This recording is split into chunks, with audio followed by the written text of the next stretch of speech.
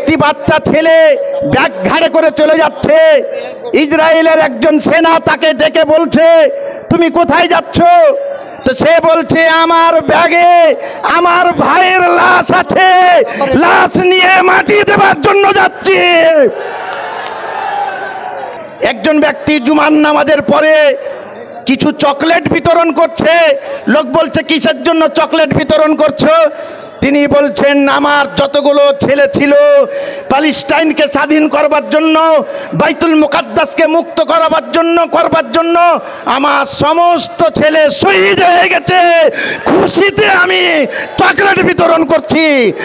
আপত্তিকর ঘটনা বা আপত্তিকর কথাবার্তা যারা বলছে তাদের বিরুদ্ধে আইন পাস করে যথাযথ শাস্তির ব্যবস্থা করা হোক, এই প্রস্তাবে সমর্থন করছি।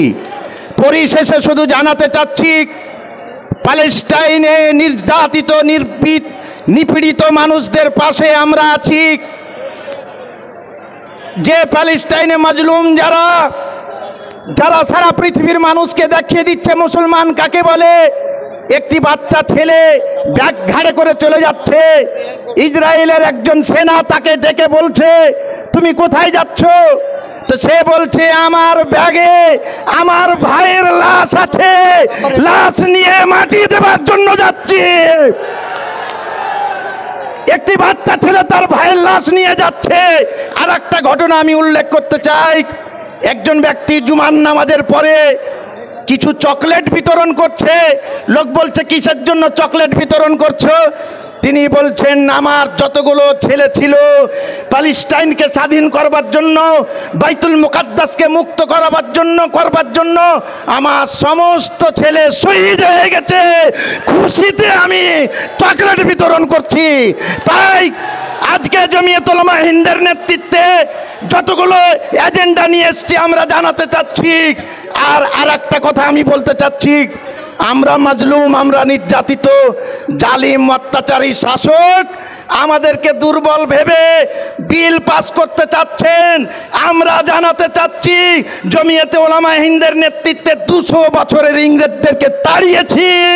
ইনশাআল্লাহ জমিয়তের আন্দোলনে আপনার 14 বছরের গদিও ঠিক থাকবে না।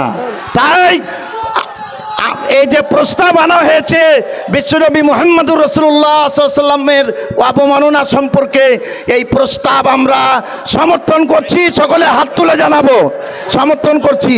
আজকে কলকাতার রাজপথ মৌলানা সিদ্দিকুল্লাহ চৌধুরী সাহেবের নেতৃত্বে আর একটা কথা জানিয়ে দিতে চাচ্ছি, হযরত আপনি ডাকুন, পশ্চিমবঙ্গের লক্ষ লক্ষ লোক ওয়াকাফের জন্য, মসজিদ মাদ্রাসা ঈদগাহ কবরস্থানের জন্য প্রাণ দিতে প্রস্তুত আছে। নারে তাকবীর। জমিয়ত উলামা হিন্দ জিন্দাবাদ। হযরত মাওলানা সিদ্দিকুল্লাহ চৌধুরী সাহেব জিন্দাবাদ।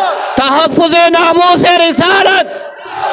জি, তাই আপনারা আমাদের সঙ্গে ইনশাআল্লাহ থাকবেন।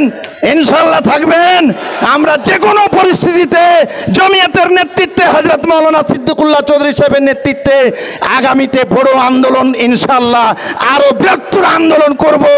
এবং যারা স্বপ্ন দেখছে আমরা 200 বছরের রাজত্ব শেষ করেছি, ইনশাআল্লাহ আমরা সে রাজত্ব শেষ করব ইনশাআল্লাহ।